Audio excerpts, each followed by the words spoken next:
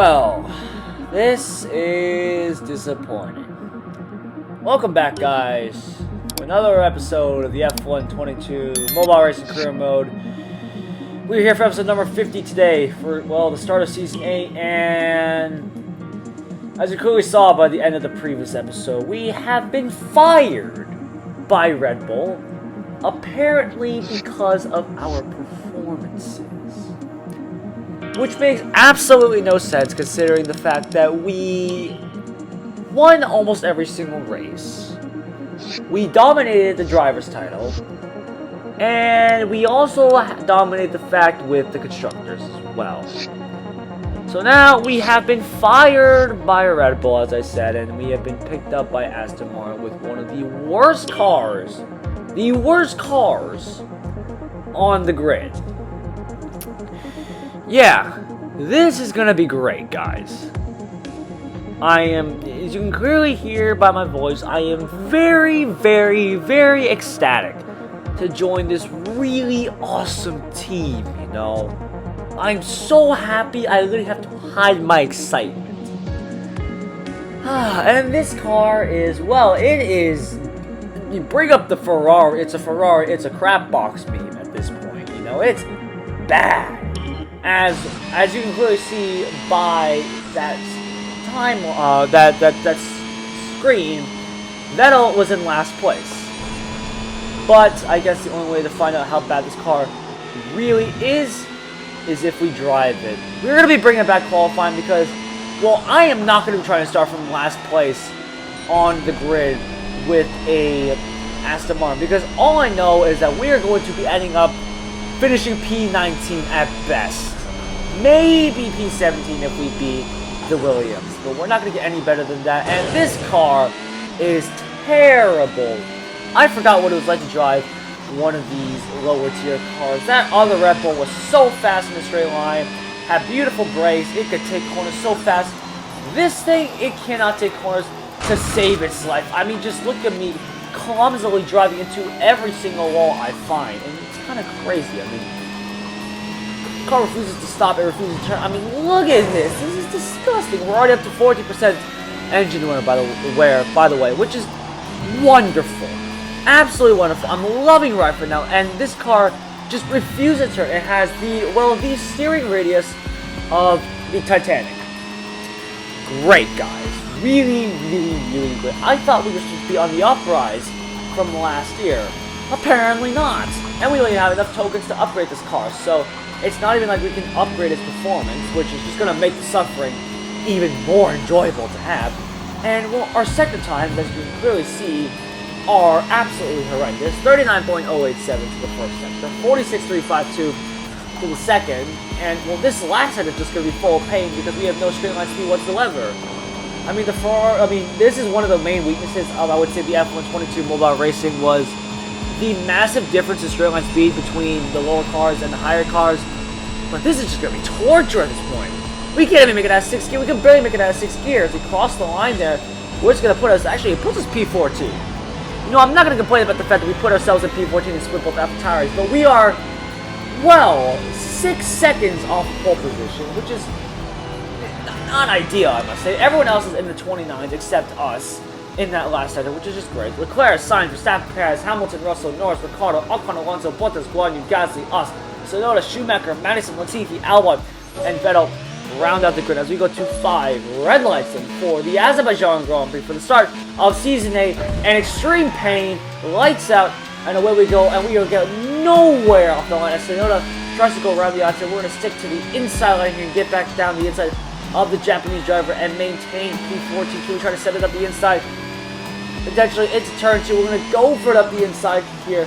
We get up the inside of Alonso there, and we do make a bit of contact, however, with Norris, but just like that, somehow we're in the top 10 right now. So somehow we've made this work. Ocon and Norris going wheel to wheel here into turn 3. Who's going to be later on the brakes? Norris is going to be trying to later. Then, for some reason, Ocon decides to slam on the brakes as well. It's just a massive roadblock here as we try to pick our way through here. Norris brake checks us there a little bit. We do manage to go around the outside of him and move up into P9, although not without taking quite a hefty bit of damage here to our car. Can we try to get past the Frenchman here? of Ocon. Well, the rest have just already flown away then as we will jerk the steering wheel around, trying to find some open room for once. Up the inside we go, and that is us up into P8, although not really trying to go straight into the wall here as this car for some reason decides not to brake, even though I pressed the brake pedal. We do have Ricardo 1 second ahead of us here. We nearly go straight into the wall. There's some good reflexes there. Help us to keep the car out of the wall, but this is where we're really going to suffer then compared to the rest of the other guys. As you can clearly see, we are lacking in some pretty darn straight line speed here. Yeah, no, we do have some worn power units, but come on, this is not ideal as we, well, jump the curve maybe just a little too much. I think the FIA were a bit too hard. We jumped in very little, but we somehow managed to hold on to P8. But this is where this is just going to get torturous as heck, because we're going to have to deal with this massive Baku straight, and we're just going to be a sitting duck here as the game is freezing just a little bit here. Just trying to console us here as you have Ocon and Norris here trying to make their move. We're not going to put too much of a fight here. We're just going to try to tuck into the slipstream then, try and carry us then a little further here as we start a lap 2 then of this Grand Prix with Leclerc. Well, he's 7 seconds ahead of us. Oh, how the mighty have fallen. We're going to try to get back on the inside here of the Frenchman. Not in this corner. We're going to try to go for a move into turn 3 then in the game. Well, not too happy with the fact that we are down in P9 is punishing us with a bit of lack. We got Norris right behind us here, and we're losing touch then with Ocon in the slipstream here. We're going to defend the inside line to make sure Norris doesn't get on the inside here. Go back to the racing line and go, well, try to get a clean run through these corners. We get very close to the wall. They actually get a decent run here through the left hand. We're going to send it back up the inside here and move back up into P8. And now we're going to play the defensive game here to try and secure, well, 4 points would be an absolute miracle and a half then for the team, but we got to make sure we make it to the end first. Somehow we're not out of this race, given the amount of massive contact that we have had with not only other drivers, but also into barriers for some reason. This car, for some reason, likes to make contact with barriers. I'm not sure why. We're going to have to diagnose that situation later, but we just need to focus on trying to finish this race and bringing it home. We still got 1.5 laps of this race. We're just going to feel like absolutely forever as we make our way then towards the left hand here. Ocon, well actually, Ocon and Norris are battling, which is great because it's going to pull a nice gap to them and hopefully be safe from them as we get a, well, very good run into you guys. This time, not getting corker penalty. Actually, we're now on the back then of Daniel Ricciardo in the other McLaren. Could we potentially get past him, or are we just going to be stuck on the straight with absolutely no slipstream? We are getting the slipstream benefit, but you can see the McLaren is pulling away. He's right there.